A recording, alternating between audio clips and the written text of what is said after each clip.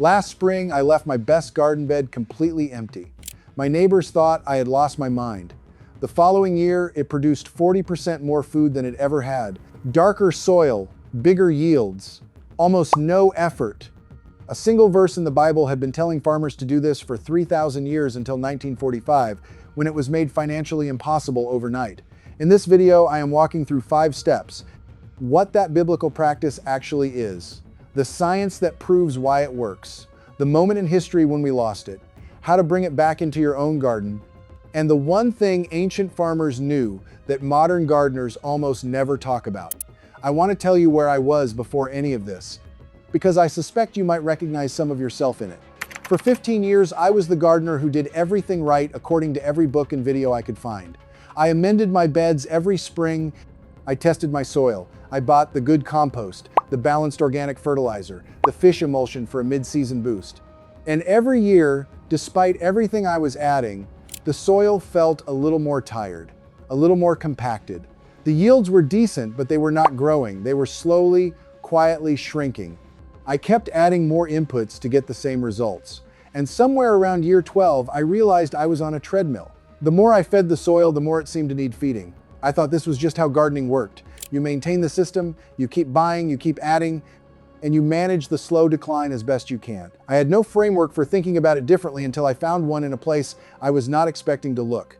Before I get to what I found, I need to tell you about 1945, because without this context, the rest of the story does not make sense. During the Second World War, the Haber-Bosch process, a method for synthesizing ammonia, had been used to manufacture explosives. When the war ended in 1945, those factories needed new products. Synthetic ammonia became fertilizer. Overnight, cheap nitrogen flooded the agricultural market, and the entire logic of farming shifted. The Green Revolution followed. Norman Borlaug developed high-yielding grain varieties that saved millions from starvation, genuinely. But those varieties required heavy and continuous fertilizer inputs to perform. Continuous cropping became the global model. Practices that had guided farmers for centuries were relabeled as outdated and inefficient. Then the policy system locked it in permanently. Farm subsidies were tied to planted acreage. You only received payment for land that was producing a crop. Bank loans were calculated on projected yields, meaning you could not borrow against ground that was not working. Agricultural Secretary Earl Butz in the 1970s told American farmers to plant fence-a-row to fence-a-row, and the competitive economics made any deviation from continuous production financially ruinous. Here is what I mean when I say this practice was banned. There was no law against it, no one was prosecuted, but the economic system was rebuilt so thoroughly that following an ancient agricultural principle became financially impossible for anyone trying to survive as a farmer. The entire infrastructure of modern agriculture, the subsidies, the loans, the university curricula, the extension agents who came to your farm and told you what to do, all of it was oriented around one model. And that model had no room for rest. When I understood this, I stopped thinking of my fertilizer habit as a personal failure. It was the only rational response to a system designed to make it the only option. The practice I had never heard of had been quietly removed from the conversation 80 years before I started gardening. So what was the practice they made impossible? It goes back further than 1,945. It goes back 3,000 years. And it is sitting in the Bible in plain sight. The command appears in Leviticus 25, verses 1 through 7. God instructs Moses, "For 6 years sow your fields, and for 6 years prune your vineyards and gather their crops. But in the 7th year the land is to have a year of Sabbath rest." Exodus 23 repeats it. "For 6 years you are to sow your fields and harvest the crops, but during the 7th year, let the land lie unplowed and unused." This was not a suggestion or a pious gesture. It carried the same weight as the weekly Sabbath, a direct commandment applied to every field and every vineyard. In Hebrew, it is called Shemitah, the release. Ancient Israelites practiced it across centuries of agricultural history, documented by the historian Josephus and preserved in centuries of rabbinic writing. The consequences of ignoring it are recorded in 2 Chronicles 36-21, which states that the Israelites were sent into Babylonian exile partly because they had skipped the land Sabbath for 490 consecutive years, 70 Sabbath years missed in a row. Modern Israel still has farmers who observe Shemitah. The most recent full Shemitah year ran from September 2021 through September 2022, and the soil results from those farms are documented. The principle is straightforward. 6 years of cultivation, 1 year of complete rest. And the reason it was given the same name as the weekly day of rest is not accidental. The ancient world understood intuitively what modern soil science has since confirmed, that living systems need recovery time, and that systems pushed continuously without rest eventually fail. Now here's where it gets interesting, because the question most people ask at this point is whether any of this actually works. And the answer is not just yes. The evidence is remarkable. The Rodale Institute's Farming Systems Trial is the longest-running comparative study of organic and conventional agriculture in North America, running since 1981. Over 40-plus years of data, it has established that systems using cover crops, rotation, and periodic rest produce soil that improves year over year, higher organic matter, greater microbial diversity, faster water infiltration, yields matching or exceeding conventional systems after transition.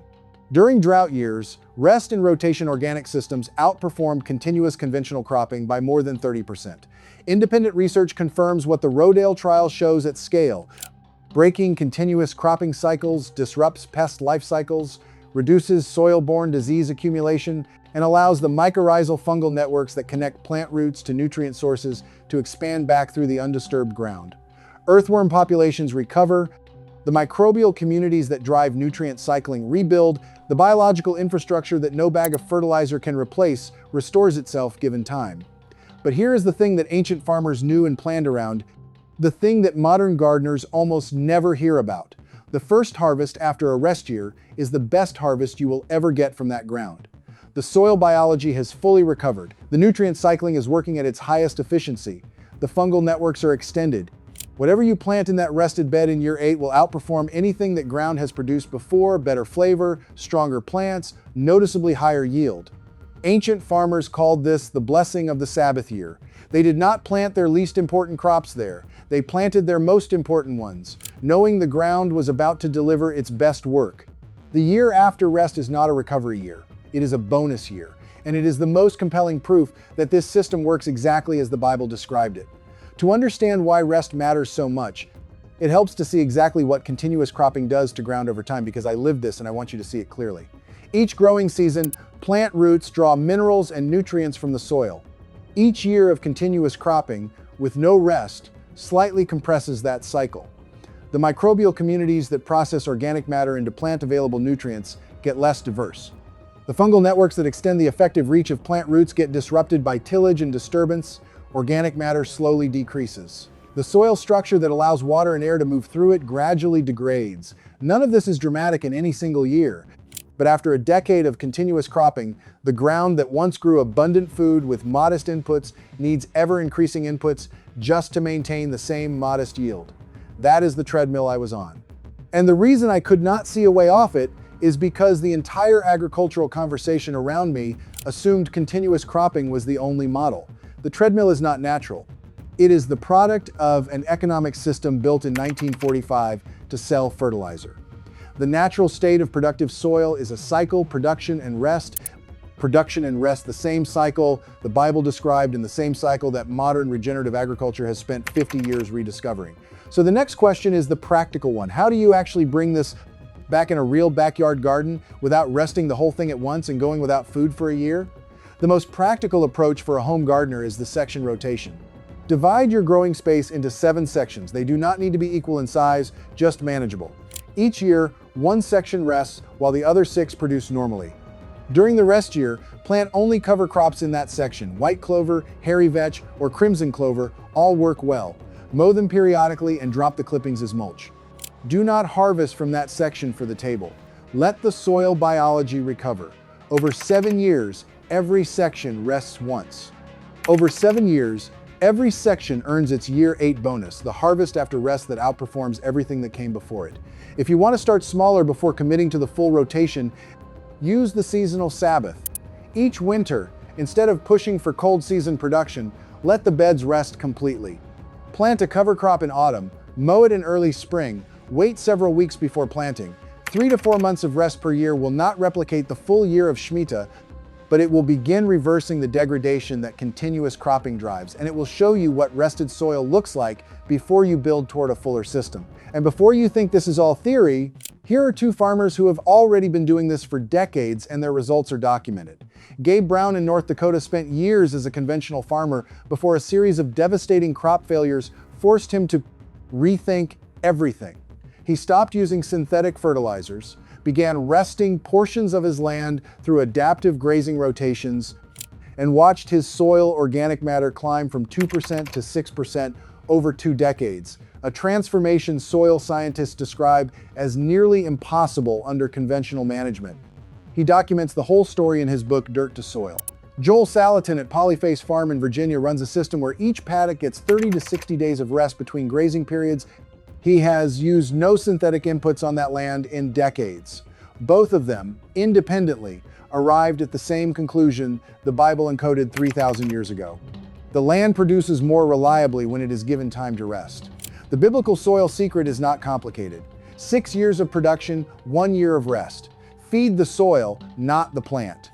Let the biology recover. Then plant your best crops in the year that follows and let the ground show you what it is actually capable of. I left one bed empty and it changed how I think about everything. You can start with one section this season and see what happens by the time it comes back into production.